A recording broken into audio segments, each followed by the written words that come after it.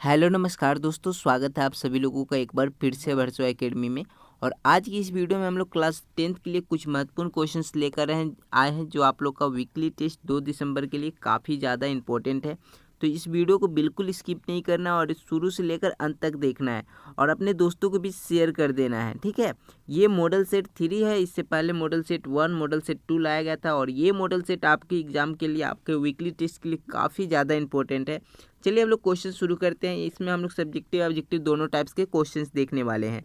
पहले हम लोग ऑब्जेक्टिव क्वेश्चन देखते हैं। पहला क्वेश्चन है, चुंबक क्षेत्र का एसआई मात्रक क्या होता है।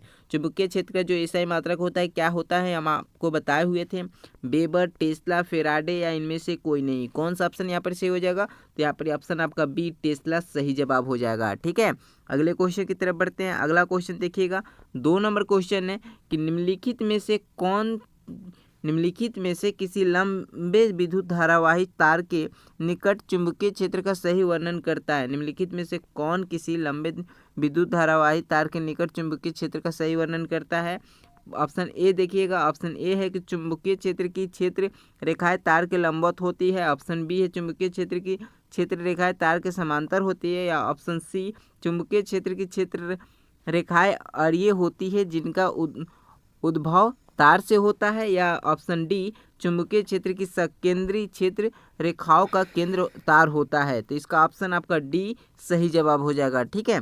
अगले क्वेश्चन की तरफ बढ़ते हैं। अगला क्वेश्चन देखिएगा, यहाँ पर ही 3 नंबर क्वेश्चन है, किसी विद्युत धारावाहिक सीधी लंबी परिनालिका के भीतर चुंबकीय क्षेत्र क्या होती है? शून्य होता है, या इसके सिरे की ओर जाने पर घटता है, या इसके सिरे की ओर जाने पर बढ़ता है, या सभी बिंदुओं पर समान रहता है। यहाँ पर कौन सा ऑप्शन आपका सही हो जाएगा? तो देखिएगा ऑप्शन आपका डी या इसका सही जवाब हो जाएगा। 3 का ऑप्शन डी सही जवाब हो जाएगा। अगले क्वेश्चन की तरफ बढ़ते हैं। यहाँ देखिएगा 4 नंबर क्वेश्चन है, अधातु जिसमें चमक होती है। कौन सा धातु है जिसमें चमक होती है?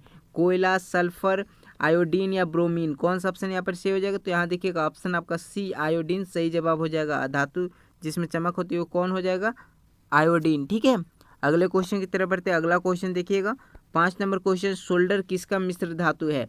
5 नंबर क्वेश्चन, सोल्डर किसका मिश्र धातु है? तांबा और जिंक का, या जिंक, तांबा और टीन का, या सीसा और टीन का, या इनमें से कोई नहीं। कौन सा ऑप्शन यहाँ पर सही हो जाएगा? यहाँ पर ऑप्शन देखिएगा, ऑप्शन सी आपका सीसा और टीन सही जवाब हो जाएगा। ऑप्शन सी, सीसा और टीन, ठीक है। अगले क्वेश्चन की तरफ बढ़ते हैं। अगला क्वेश्चन देखिएगा, 6 नंबर क्वेश्चन है, अधातु के ऑक्साइड सामान्यतः होते हैं। और धातु के जो ऑक्साइड होते हैं वो क्या होते हैं? अम्लीय, क्षारीय, उभयधर्मी या उदासीन। कौन सा ऑप्शन यहाँ पर सही हो जाएगा? तो यहाँ ऑप्शन देखिएगा, ऑप्शन ए इसका सही जवाब हो जाएगा। धातु के जो ऑक्साइड होते हैं सामान्यतः अम्लीय होते हैं, ठीक है। ऑप्शन ए इसका सही जवाब हो जाएगा। अगले क्वेश्चन की तरफ बढ़ते हैं। 7 नंबर क्वेश्चन देखिएगा, निम्नलिखित में से गैर परंपरागत ऊर्जा स्रोत कौन है? निम्नलिखित में से गैर परंपरागत ऊर्जा स्रोत कौन है? जीवाश्म ईंधन, कोयला, बायोमास या सौर ऊर्जा। कौन सा ऑप्शन यहाँ पर सही हो जाएगा? तो यहाँ देखिएगा, जीवाश्म ईंधन, कोयला, बायोमास, ये जो है ये सब परंपरागत ऊर्जा स्रोत है। लेकिन गैर परंपरागत ऊर्जा स्रोत कौन हो जाएगा? सौर ऊर्जा। ऑप्शन डी यहाँ पर आपका सही जवाब हो जाएगा। 7 का ऑप्शन डी सही जवाब हो जाएगा। जबकि बायो अगर गैस रहता है तो बायोगैस गैर परंपरागत ऊर्जा स्रोत होता है, लेकिन बायोमास परंपरागत ऊर्जा स्रोत होता है, ठीक है। यहाँ आगे बढ़ते हैं। यहाँ देखिएगा 8 नंबर क्वेश्चन है, बायोगैस का मुख्य घटक क्या है? बायोगैस का मुख्य घटक क्या हो जाएगा? मीथेन, इथेन, प्रोपेन, या उपरोक्त में से कोई नहीं। कौन सा ऑप्शन यहाँ पर सही हो जाएगा? तो यहाँ ऑप्शन देखिएगा, ऑप्शन ए, मीथेन इसका सही जवाब हो जाएगा। बायोगैस का मुख्य घटक क्या हो जाएगा? मीथेन, ठीक है। अगले क्वेश्चन की तरफ बढ़ते हैं। अगला क्वेश्चन देखिएगा, 9 नंबर क्वेश्चन है, निम्न में से कौन जैव मात्रा ऊर्जा स्रोत का उदाहरण नहीं है? निम्न में से कौन जैव मात्रा ऊर्जा स्रोत का उदाहरण नहीं है? कौन सा ऑप्शन सही हो जाएगा? लकड़ी, गोबर गैस, नाभिकीय ऊर्जा, या कोयला। कौन सा ऑप्शन यहाँ पर सही हो जाएगा?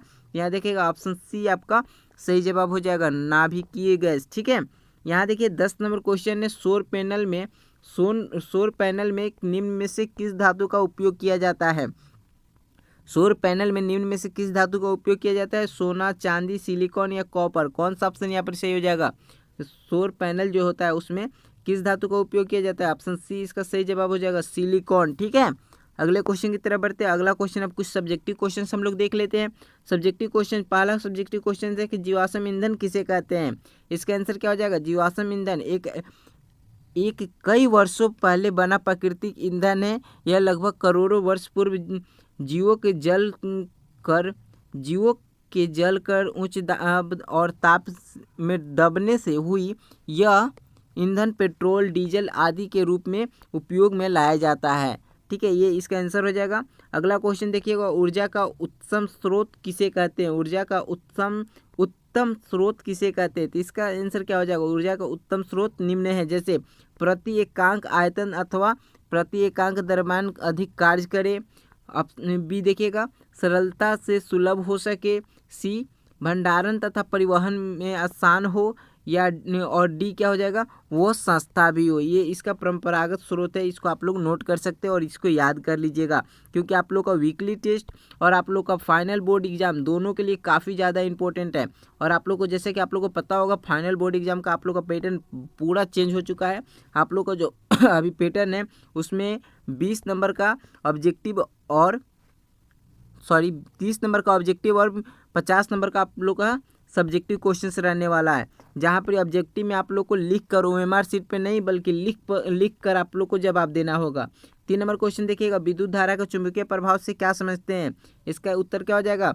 जब किसी चालक से विद्युत धारा प्रवाहित की जाती है तब चालकों के चारों ओर चुंबकीय क्षेत्र उत्पन्न होता है, इसे विद्युत धारा का चुंबकीय प्रभाव कहते हैं। ये इसका आंसर हो जाएगा, इसको आप लोग नोट कर लीजिएगा।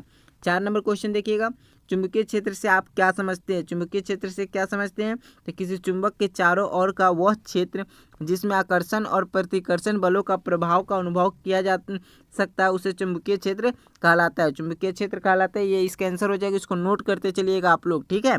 और साथ में आप लोग ग्रुप में अगर ज्वाइन नहीं किए तो ज्वाइन कर लीजिए, क्या को वहाँ पर ये PDF हम शेयर कर देंगे, वहाँ से आप लोग डाउनलोड कर लीजिएगा।